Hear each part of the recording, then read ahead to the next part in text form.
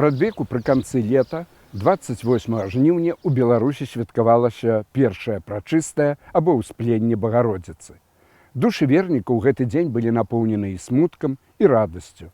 Смуткавалі з нагоды смерці сваёй ахоўніцы, а радаваліся, што не засталася яна ў труне, а ўваскрэсла, узышла на нябёсы і адтуль ужо не дзевай Марыяй, а царыцай нябеснай ахоўвае ўсіх, хто шануе яе.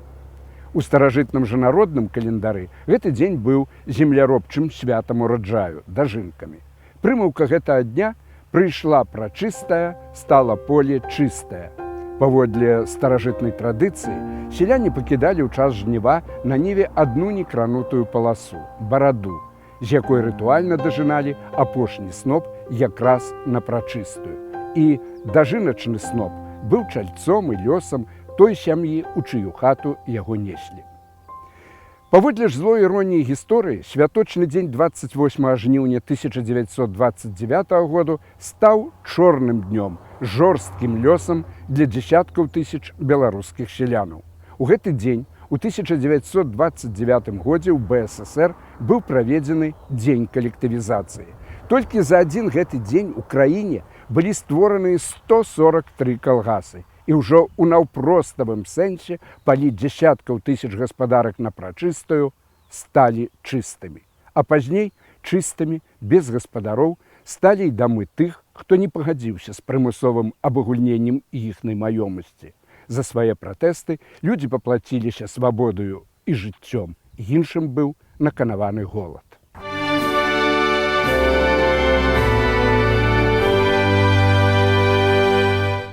Калектывізацыя або працэс кааперацыі сялянскіх гаспадарак, пераход ад індывідуальнай да калектыўнай вытворчасці, быў найбольш цяжкім і драматычным напрамкам пераўтварэнняў, праведзеных пад сцягам пабудовы сацыялізму.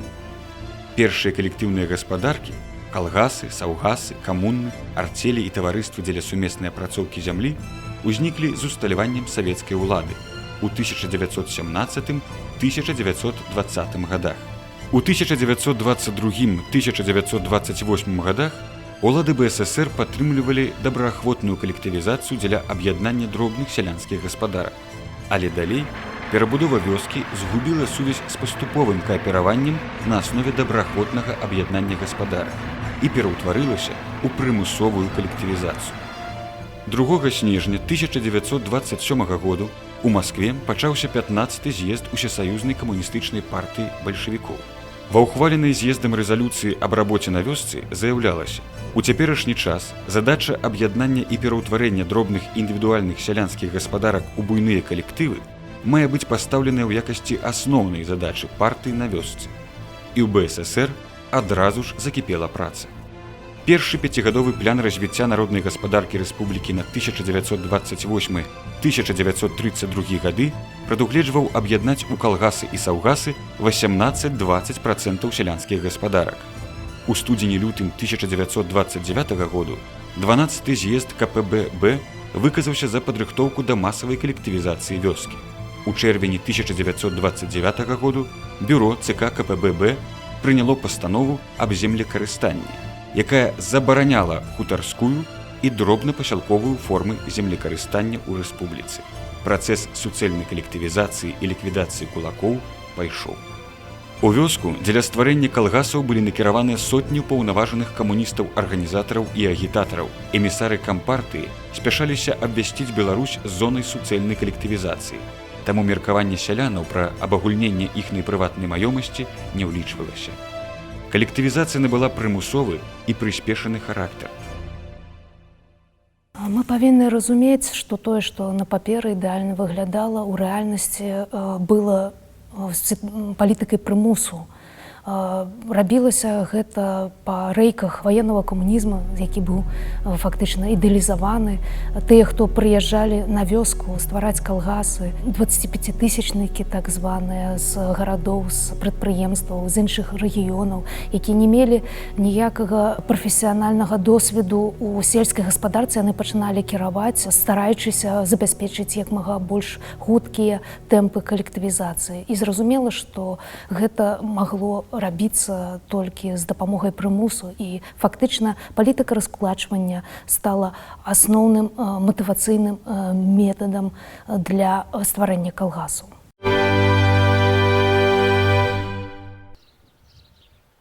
Насамрэч, ішла сапраўдная вайна сялянаў з бальшавіцкай уладай, хай пакуль яшчэ і без зброі ў руках. Людзі супраціўляліся, бо не хацелі губляць сваіх адзіных кармільцаў, апошняй каровы, курыцы, каня, авечкі, свайго надзелу зямлі. Прыватныя гаспадаркі разбураліся, а калгасна-саўгасная сістэма не запрацавала.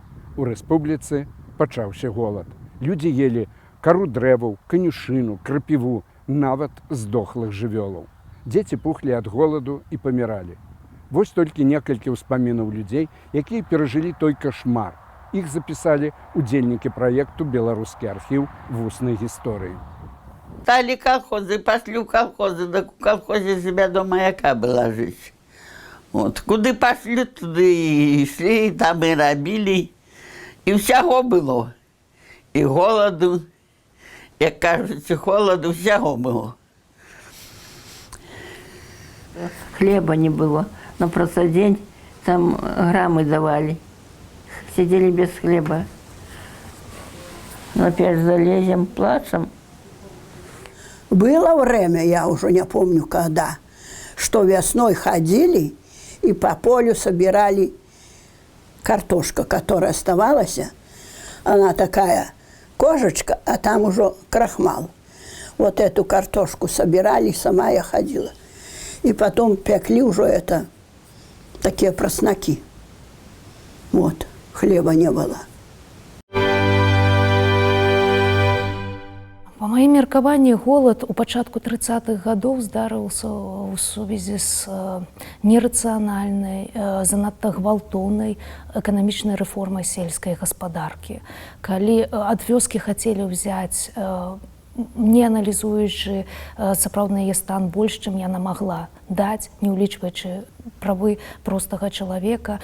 Тое, што мы маем, зараз паказвае, што ва ўсіх абласцях Беларусі таго часу, БССР, былі выпадкі голаду. Але асабліва пацярпеў поўдзень, гэта Жыцкавіцкі раён, Ельскі раён, Хойніцкі, Нараўлянскі, дзе нават былі выпадкі канібалізму на падставе голаду. І в 1938 годзе быў шэраг спраў паадказных за злачынствы у сельскай гаспадарцы. Тады таксама ўсплывае фармуліроўка адказнасць за голад. І людзі атрымалі тэрміны, былі расстраляныя. Таксама адзначым, што якраз-такі ў гэтых дакументах праходзіць адзіная фактычна вядомая нам такая вялікая лічба, гэта па Нараўлянскім раёне, што было да 1000 памерлых ад голаду. Колькі іх магло быць, гэта насамрэч яшчэ пытанне даследаванняў. Голад спарадзіў і хвалю злачыннасці. Знаходзячыся ў безвыходным стане, людзі, асабліва жанчыны, спрабавалі зразаць на калгасных палетках каласкі, вынесці зерне ў кішэнях, за пазухай. Сяляне таксама кралі скаціну з хлявоў. Аднак 7 жніўня 1932 году быў выдадзены закон аб ахове сацыялістычнай уласнасці, які ў народзе назвалі законам аб 5 каласках. Паводле яго, за такія крадзяжы уводзілася найвышэйшая мера пакарання – расстрэл, ці пазбаўленне волі на тэрмін не ніжэй за 10 гадоў з канфіскацыяй усёй маёмасці. З вёсак голад перакінуўся і на гарады, дзе існавалі нормы на продаж харчавання, перадусім хлеба. Прычым, гэтыя нормы ўвесь час памяншаліся. Тым часам адабранае ў сялянаў збожжа прадавалася за мяжу, бо савецкай дзяржаве была патрэбная валюта. У адказ людзі рабавалі крамы, выбухалі і бунты насельніцтва, як, напрыклад, галодны бунт у Барысаве, дзе людзям выдавалі ад 100 до 500 грамаў хлеба ў дзень. Падзеі ў Барысаве ў траўні 1933 году апісаў эмігранцкі гісторык, журналіст Юрка Віцбіч.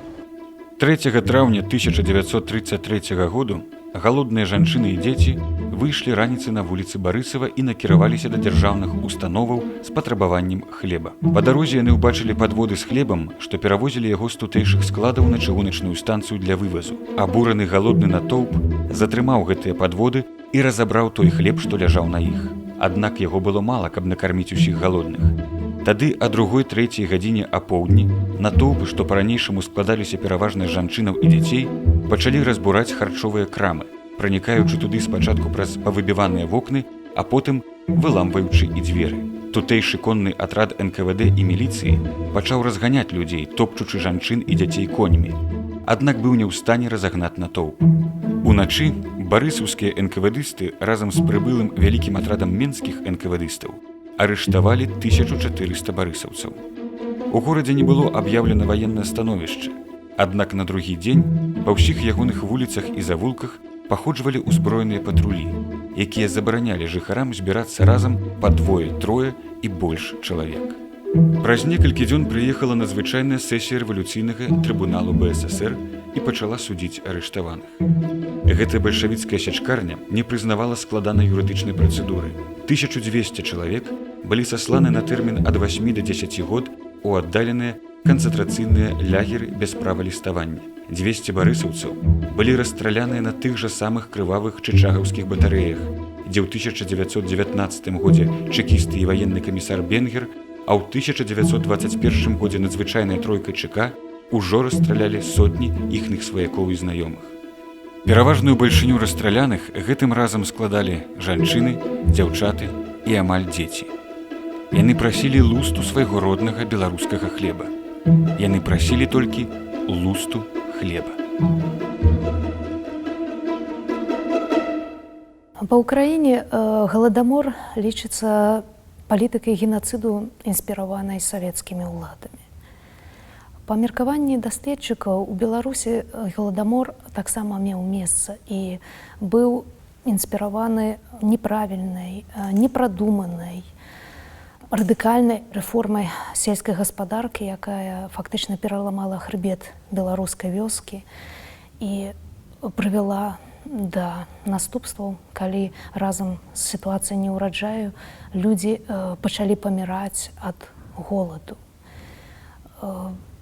Лічу, што савецкая ўлада была вінавата ў гэтым, у тым ліку, мяркуючы правесці такім чынам класавую барацьбу, яны фактычна знішчылі, зламалі беларускае сялянства. У выніку прымусовай калектывізацыі бальшавікі атрымалі тыя вынікі, якіх дамагаліся.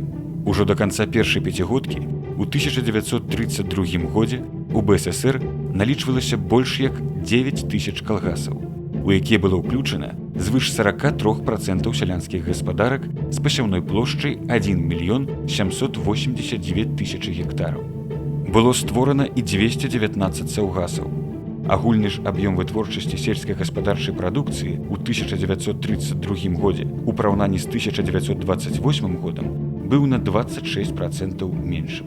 Упала ўраджайнасць асноўных культураў. На 1/3 скарацілася пагалоўе жывёлы. У гады другой пяцігодкі калектывізацыя ў Беларусі завяршылася. У калгасах і саўгасах апынулася каля 90% сялянскіх двароў. Было абагулена 96% пасяўной плошчы.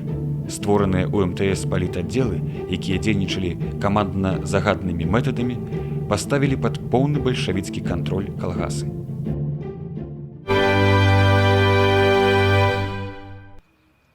Дарагім і крывавым стаўся для савецкага чалавека савецкі хлеб. Калектывізацыя нанесла цяжкі ўдар па найбольш гаспадарлівай частцы сялянаў, якія былі асноўнымі носьбітамі земляробчага вопыту. Іхны лёс трагічны. Все, што рабіла савецкая ўлада, адмоўна адбілася і на развіцці сельскай гаспадаркі і паклала пачатак ганебнаму працэсу рассялянівання вёскі. Пацярпела і псіхалогія нацыі. Яна стала ва ўсіх сэнсах савецкай. Натуральнае для чалавека адчуванне уласніцтва змянілася на перакананне, што ўсё вакол калгаснае, ўсё вакол маё, а значыць нічыё, да якога можна ставіцца абыяк. Наступствы гэта Беларусь адчувае і сёння.